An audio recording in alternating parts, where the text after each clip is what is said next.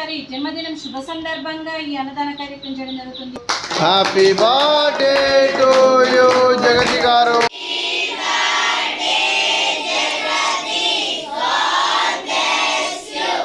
శ్రీమతి తేజశ్రీ గారు, శ్రీ సురేష్ గారు, చిరంజీవి అద్విత గారు, చిరంజీవి జగతి గారు అన్నదాతగా వివరిస్తున్నారు. మీరు మీ కుటుంబ సభ్యులు నిండు నూరేళ్ళు ఆయుర ఆరోగ్యాలతో ఉండాలని కోరుకుంటూ అన్నదాత సుఖీ భవ. అన్నదాత సుఖీ భవ, సుఖీ భవ.